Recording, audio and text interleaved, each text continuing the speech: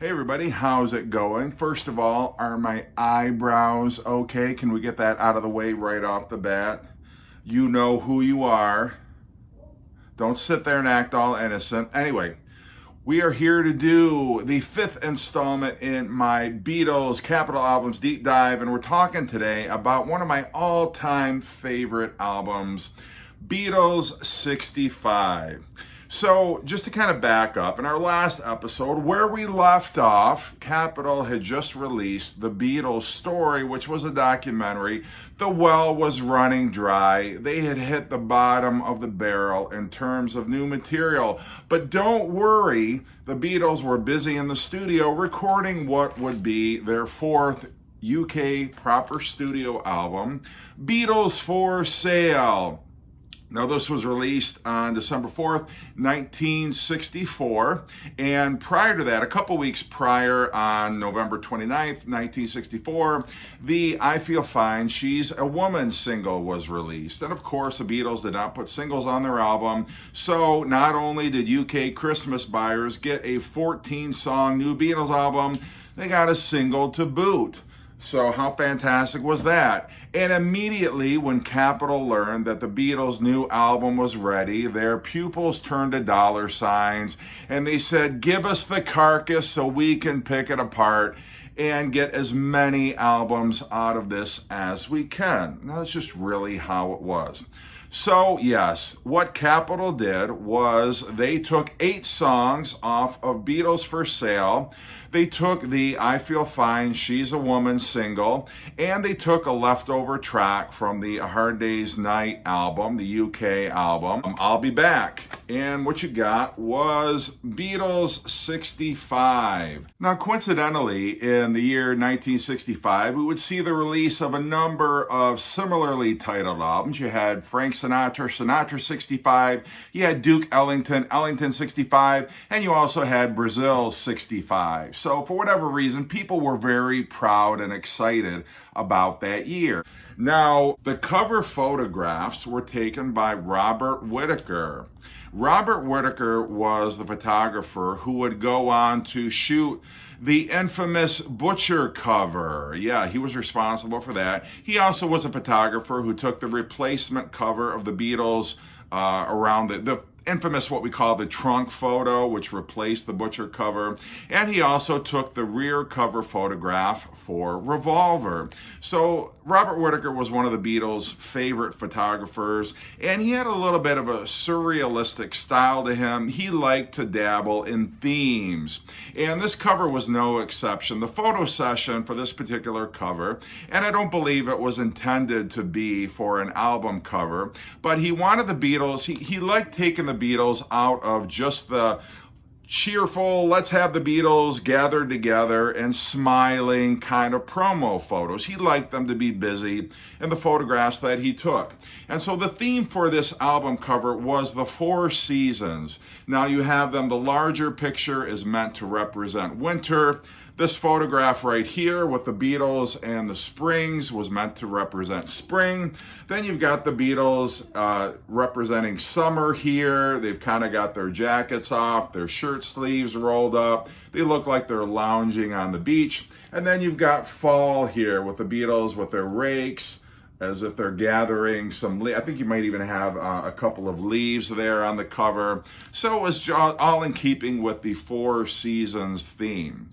On the back, very interesting, you have Capitol in the liner notes actually conceding that, you know, maybe these Beatles have a longer shelf life than we thought. It's talking about, some said it couldn't really be happening, that it was just publicity, and the fabulous Beatles proved them wrong. Others said they couldn't last more than a month or two, that nobody could hang on to that kind of fame. I wonder who was thinking that. Could it have been some Capitol executives based on the barrage of haphazard Beatle albums that we had in the months prior? Pretty sure Capitol is calling the kettle black right here. Oh, it was you guys who didn't think the Beatles would stick around, but we knew all along. No, you didn't, and stop being so disingenuous. But anyway, so you got these liner notes like, we knew all along the Beatles had staying power. Oh, did you now? Okay, now you're finally admitting it after a fantastic album that you just picked apart. But nonetheless, I'm not here to take issue with this album. I think this album is great. So what you got, and it actually starts off for the first time almost looking like the track listing for Beatles for Sale. You got No Reply, I'm a Loser, Babies in Black, Rock and Roll Music, I'll Follow the Sun, and then kind of comes to a screeching halt after Mr. Moonlight because there's no 8 days a week. There's no Kansas City on here.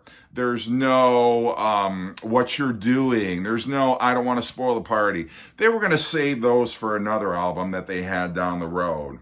Then you've got Honey Don't. You've got the I'll Be Back, She's a Woman single.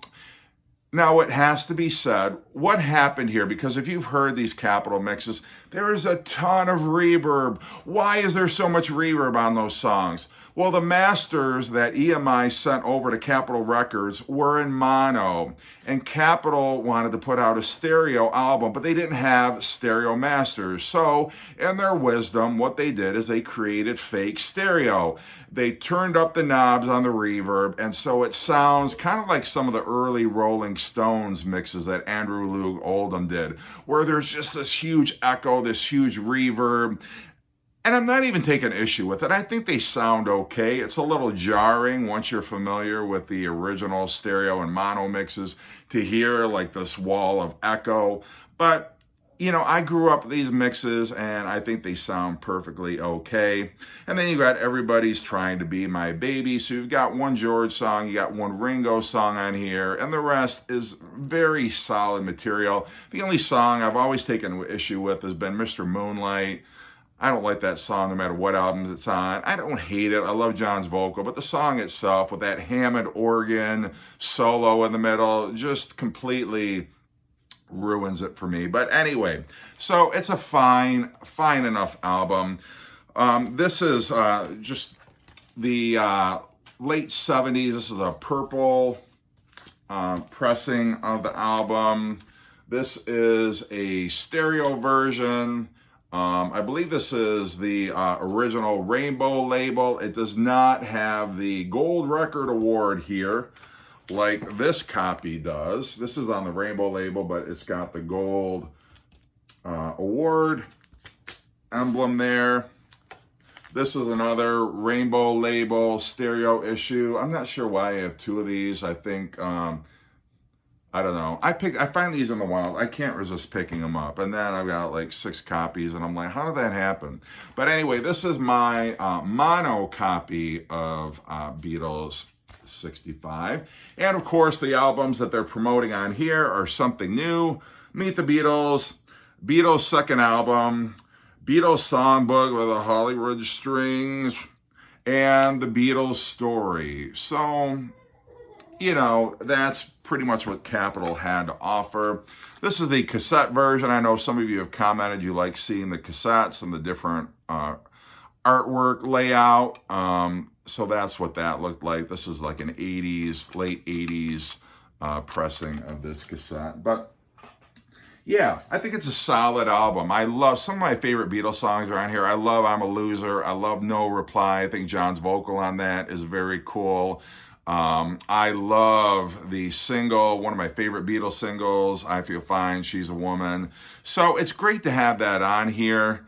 And, you know, Capitol would leave the balance for the future album, which would be Beatles 6, which we're not going to get to yet. The next album that I'm going to cover is going to be the early Beatles. But nonetheless, solid album. Grew up with this album. And some of you may prefer it over Beatles for Sale. Let me know if you do. But nonetheless, that's our deep dive. Hope you're having a great day and take care.